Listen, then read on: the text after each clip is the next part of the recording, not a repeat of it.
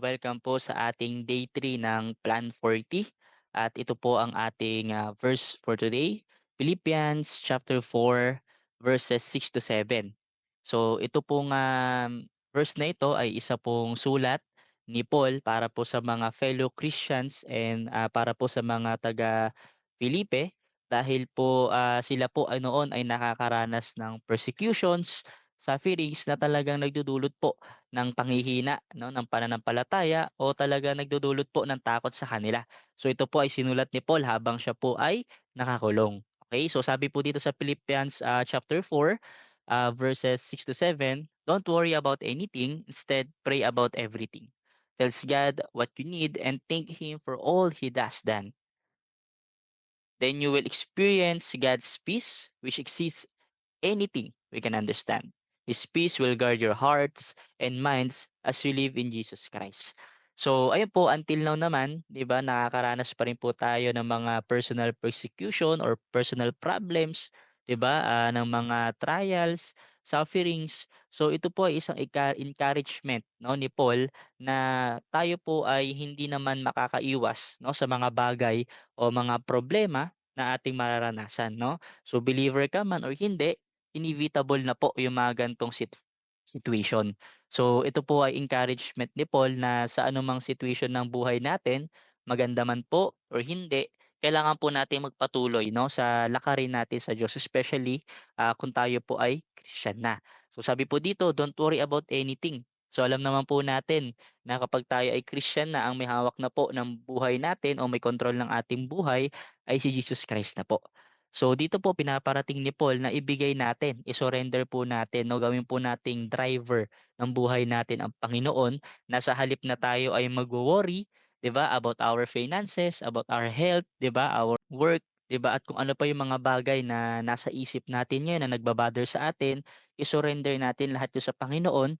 And instead of worrying 'no, we need to pray 'no. Kailangan po nating hingiin sa Diyos 'no, kay Lord kung ano po yung mga bagay na dini-desires natin, and if ito naman po ay according 'no, sa will and purpose ni God sa buhay natin, ibibigay niya po ito, okay. And sabi po dito, magpasalamat din tayo 'no, sa mga bagay na na-receive na natin at dun sa mga bagay na kahit na pagsubok pa ito na nagbibigay naman sa atin ng lesson o dito tayo naggo-grow, ipagpasalamat pa rin po natin sa Panginoon. At dito nga po natin matatagpuan 'no, sa pamamagitan ng pagdadasal, yung kapayapaan na ang nagbibigay po sa atin ay ang Panginoong Hesus. Kasi ang kapayapaan po na nanggagaling sa Diyos, talagang sabi dito, exceeding anything we can understand. His peace will guard our hearts, our minds, as we live in Jesus Christ. So ayun po 'yon, talagang ang mga Christians or believer 'pag tayo po ay nagpapatuloy sa lakarin natin 'no, kasama ang Panginoong Hesus, hindi po niya tayo papabayaan, okay. So tayo po ay kanyang sasamahan sa anumang hamon ng buhay, anumang pagsubok, tayo lamang po ay magtiwala at tayo maniwala na talagang yung ating lakarin at kung ito po ay according sa will ng Lord, ito po ay mapapasa atin, okay. So sabi rin po dito, Philippians chapter 4 verse 6 and 7 give us a model for the kind of prayer we need to pray when we are anxious or worried. So first, we reject worry. Do not be anxious about anything, sabi nga po dito sa verse na to. Then we simply ask God for what we need in every situation. By prayer and petition, present our request to God. Okay? And we thank Him for all that He has already done with thanksgiving, and we are assured, no, we are sure knowing that He loves us and will work things out for our good and His glory. So, minsan po talaga may mga pagkakataon na gagamitin tayo ng Lord, no? Yung buhay natin, yung situation natin para po sa glory niya. Ito man po ay pagsubok, ito man po ay achievement, no? Lagi po nating iisipin na ang ending po nito ay laging maganda. Dahil ang ating pong Diyos, ang gusto po niya ay manalo tayo, no?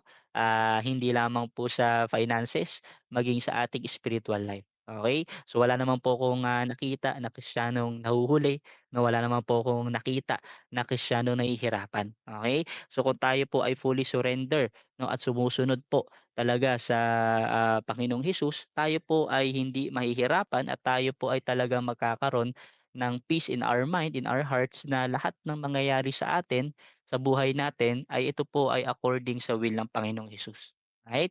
So, sige po, ngayong Plan 40, I encourage every one of us na kung ano man po ang mararanasan natin along the way, along the Plan 40, kung ito man po ay maganda, achievement, 'no, itaas po natin ang Panginoon. Kung ito naman po ay pagsubok, testing, tayo po ay kumapit sa pananampalataya at ibigay po natin 'to sa Diyos. At 'wag po tayong mag-alala, 'no, sa halip tayo po ay, maging warrior, 'no, ng ating pananampalataya. Dahil sabi ko nga po kanina, ang Diyos po, ang, will po niya sa mga buhay natin, sa believer ay tayo po ay magtagumpay sa buhay kung ano man pong aspect ng, buhay natin ito. Alright, so let's pray po. Panginoong Hesus, maraming salamat pong muli, sa magandang, word mo for today. Nagsasabi po at nag-e-encourage po ito sa amin na kung ano man po, Panginoon, ang situation namin today at kung ano man po ang situation na kakaharapin namin sa kinabukasan, Panginoon, ikaw lamang po ang nakakaalam, and we surrender to you all, Panginoon, yung worries namin at, yung mga panahon, Panginoon, na minsan nagda-doubt kami, minsan nanghihina kami, Lord God. Panginoon, kayo nga po yung maging kalakasan namin, Lord God. Samahan mo nga kami, Panginoon, sa mga times na madadapa kami, sa mga times na manghihina kami, Lord God. Kayo nga po, Panginoon, ang maging kapahingahan namin. And Lord God, itinataas ko po itong Plan 40 na ito po yung magsilbing, tulay, Panginoon, na magkaroon kami ng spiritual maturity at magkaroon kami, Panginoon, ng mas malalim na connection sa iyo, Lord God. This Plan 40 will serve, Panginoon, yung stepping stone namin papunta, Panginoon, dun sa Christ-like, Lord, giving, Panginoon, na alam ko, Lord God, na will mo. Maraming salamat po, Panginoon, at, nilalapit ko rin, Lord God, yung mga leaders ngayon na kung ano man po ang nararanasan nila sa buhay nila, kayo nga po ang sumama sa kanila. Ganoon din po ang mga pastors namin, at kayo nga po, Panginoon, na mag-bless sa kanila. Kayo nga po, Panginoon, ang gumabay sa kanila, Lord God. At kayo nga po, Panginoon, ang bigay ng kapayapaan sa bawat puso ng bawat isa. Maraming salamat, Panginoon. Ito nga po ang aking samot dalangin sa pangalan ni Jesus. Amen.